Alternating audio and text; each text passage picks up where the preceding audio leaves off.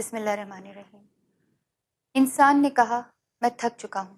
جواب آیا لا تقنطوا من رحمت اللہ، اللہ کی رحمت سے نا امید نہ ہونا۔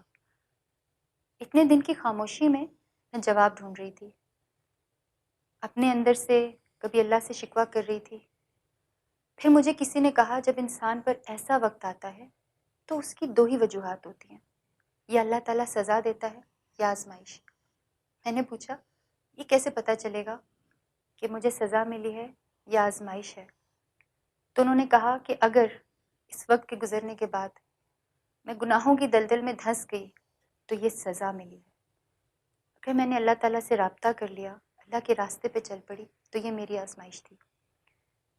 جو کچھ میں نے بنایا وہ تنہائی میں بنایا، وہ میرے اور میرے اللہ کے درمیان کی بات ہے۔ میں اللہ کی مجرم ہوں اور وہ دلوں کے حال جانتا ہے، وہ میرے آنسوؤں کو سمجھتا ہے۔ اللہ تعالیٰ تو کہتا ہے ان اللہ لا یغفر ان یشرک بہ ویغفر ما دون ذلک لمن یشاء ومن یشرک باللہ فقد افتری اثما عظیما۔ بے شک اللہ اس بات کو معاف نہیں کرتا کہ اس کے ساتھ کسی کو شریک ٹھہرایا جائے، اور اس سے کم تر ہر بات کو جس کے لیے وہ چاہتا ہے معاف کر دیتا۔ پھر اللہ تعالیٰ ایک اور جگہ کہتا ہے قل یا عبادی الذین اسرفوا علی انفسہم لا تقنطوا من رحمت اللہ ان اللہ یغفر الذنوب جميعا انہ هو الغفور الرحیم۔ کہہ دو اے میرے وہ بندوں جنہوں نے اپنی جانوں پر زیادتی کر رکھی ہے، اللہ کی رحمت سے مایوس مت ہو، یقین جانو اللہ سارے گناہ معاف کر دیتا ہے، یقیناً وہ بہت بخشنے والا اور مہربان ہے۔ جب میرا یہ ڈیٹا لیک ہوا تو ایک دم سے پوری دنیا میں وائرل ہوا، تو بہت سارے لوگ میرے پاس کام لے کر آنا شروع ہو گئے، ٹی وی کمرشلز، فلمیں، ٹی وی پروگرامز، کانسرٹس۔ جیسا میں ہمیشہ کہتی ہوں کہ نیگیٹو وائرل چیزوں پر انفارچونیٹلی ہمارا رد عمل ہوتا ہے۔ بہت ساری خواتین نے مجھے سپورٹ آفر کی، پروٹیسٹ کریں گے آپ کے لیے، کوئی آپ کو کچھ نہیں کہہ سکے گا۔ جن کا جو تھا می ٹو، میرا جسم میری مرضی، لیکن نہیں، میرا جسم میرے اللہ کی مرضی۔ میں نے اللہ کی نافرمانی کی ہے، چاہے تنہائی میں کیوں نہ ہو۔ اللہ تعالیٰ نے مجھے دکھا دیا۔ ایک میری چاہت تھی شوبز میں رہنا، ایک اللہ کی چاہت تھی اپنی راہ پہ لگانا۔ کتنے مسلمانوں نے میرے لیے بڑی باتیں کی، سستی شہرت کے لیے خود کیا ہوگا، کسی نے کہا دیکھ کے ڈیلیٹ کر دوں گا، کچھ لوگوں نے بولا مودی کے خلاف بولنے کی سزا دی، کچھ نے بولا جو عمران خان کے خلاف نظم پڑھی تھی اس کے لیے سزا ملی، کچھ نے بولا آرمی نے کچھ کیا، کچھ نے بولا اس کو اسائلم چاہیے۔ بالکل ٹھیک ہے، میری جگہ کوئی اور ہوتا وہ آپ جیسے مسلمانوں سے اسائلم لے کے چلا جاتا اور بڑے آرام سے اپنی زندگی شروع کر دیتا۔ میں آپ لوگوں سے بھاگ سکتی ہوں، اللہ تعالیٰ سے کہاں بھاگوں گی؟ کچھ لوگوں نے اتنا تک کہہ دیا کہ رابی نے خودکشی کر لیا۔ اس وقت مجھے احساس ہوا کہ کسی لڑکی کی کوئی بات معاشرے میں آ جائے تو آپ کیسے خود اسے گناہوں میں گھسیٹتے ہیں۔ آپ سب مجرم ہیں اس معاشرے میں، آپ سارے مسلمان اللہ کو مانتے ہیں، محمد صلی اللہ علیہ وسلم کو مانتے ہیں،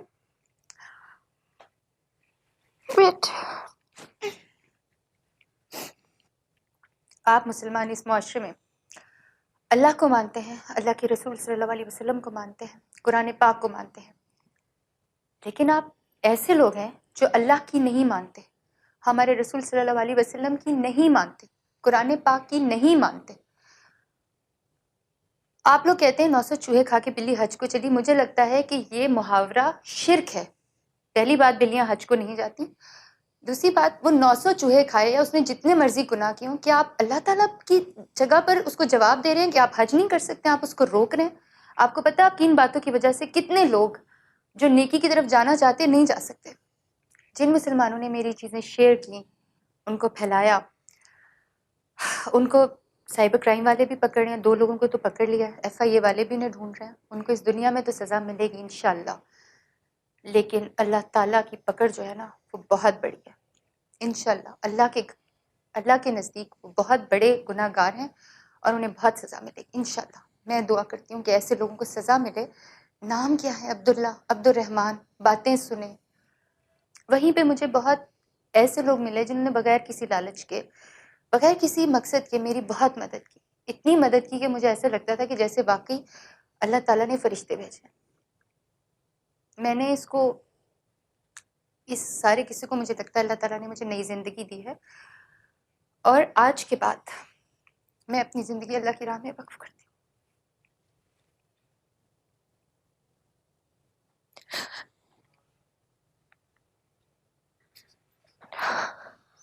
I'm sorry۔ آج کے بعد میں چھوٹی سی بات کروں گی تو اپنے اللہ اور اس کے رسول صلی اللہ علیہ وسلم کے احکامات کے مطابق کروں گی۔ آج کے بعد میں چھوٹی سی بات کروں گی تو اپنے اللہ اور اس کے رسول صلی اللہ علیہ وسلم کے احکامات کے مطابق کروں گی۔ اگر تصویر بناؤں گی تو اس جگہ کی بناؤں گی جہاں پہ مجھے آج تک سمجھ نہیں آئی کہ لوگ کیوں جاتے تھے، بہت دل کر رہا ہے کہ وہیں پہ زندگی گزار دوں۔ اگر گاؤں گی تو صرف اپنے رب کی حمد و ثنا اور اپنے نبی صلی اللہ علیہ وسلم کی نعت یا صوفیانہ کلام۔ آج کے بعد میری زندگی کا مقصد ہے میری عاقبت۔ میرے لیے دعا کریں، میرے لیے بہت آسان ہے شوبز میں جا کے پہلے سے زیادہ گمراہ ہو جاؤں، لائم لائٹ میں چلی جاؤں، لیکن اب مجھے اپنی قبر کے اندھیروں سے ڈر لگتا ہے۔ اور بہت دفعہ ایسی ایگزامپلس لوگوں نے سیٹ کی آپ کے سامنے، میرے سامنے، بہت مسلمان ہوئے شوبز کے لوگ واپس پلٹ گئے، جو مجھے لگتا ہے کہ غلط مثالیں تھیں۔ میری طرح بہت سارے ایسے لوگ ہیں جو کہ گمراہ ہیں لیکن لا علم ہیں۔ اگر میری زندگی سے کچھ سیکھ سکے تو شاید مجھے اللہ نبی صلی اللہ علیہ وسلم کے صدقے معاف کر دے۔ میرے لیے دعا کیجیے گا اور کشمیر کے لیے دعا کیجیے گا۔ اعوذ باللہ من الشیطان الرجیم، بسم اللہ الرحمن الرحیم۔ ان اللہ لا یغفر ان یشرک به ویغفر ما دون ذلك لمن یشاء ومن يشرك بالله فقد افترى إثما عظيما۔